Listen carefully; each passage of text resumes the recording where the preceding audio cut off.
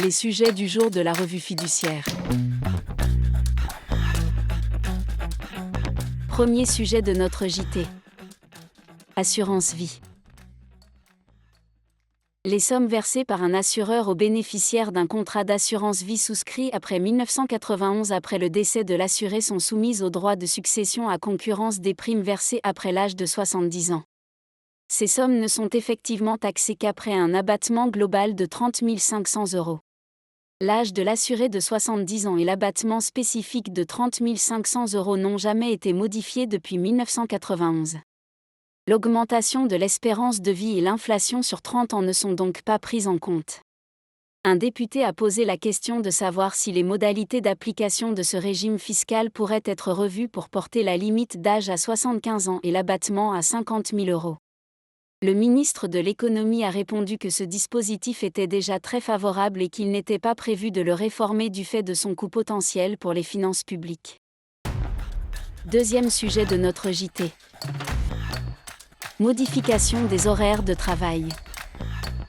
L'employeur qui modifie l'horaire collectif de travail doit au préalable respecter certaines formalités, au nombre desquelles la consultation du CSE en cas de modification importante.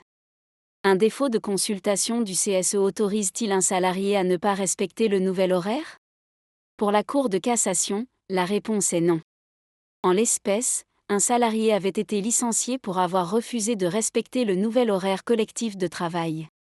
Contestant son licenciement, il soutenait que son refus de se soumettre au nouveau horaire de travail était légitime car l'employeur avait modifié l'horaire collectif de travail sans avoir préalablement consulté le CSE, sans affichage dans les locaux, et sans information préalable de l'inspection du travail. Mais pour la Cour de cassation, le salarié ne pouvait pas se prévaloir de l'absence de consultation du CSE lors de la modification de l'horaire collectif de travail pour s'affranchir de l'obligation de respecter les contraintes liées à cet horaire. Qui plus est, l'ancien horaire de travail n'avait pas été inscrit dans son contrat de travail. Son refus de se soumettre aux horaires fixés par son employeur constituait donc bel et bien une cause réelle et sérieuse du licenciement. Troisième sujet de notre JT. Vente du local commercial et restitution aux locataires de charges indues. Un bailleur délivre à son locataire un commandement de payer les charges afférentes au local commercial.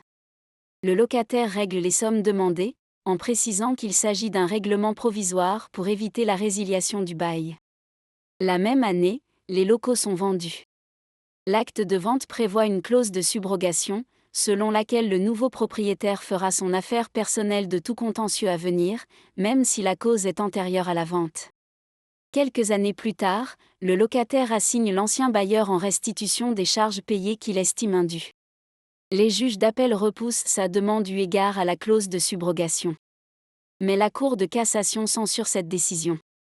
Elle rappelle que l'ancien propriétaire d'un local commercial reste toujours tenu vis-à-vis du locataire de ses obligations antérieures à la vente. Peu importe la présence d'une clause de subrogation dans l'acte de vente.